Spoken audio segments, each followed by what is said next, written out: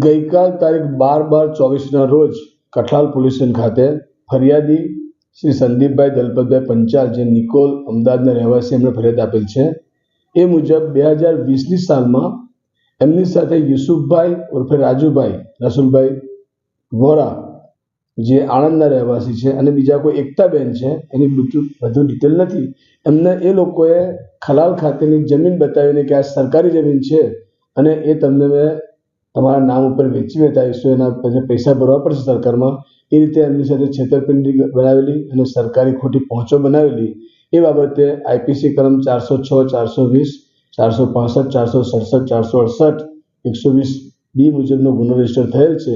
અને ગુનાની તપાસ ચાલુમાં છે.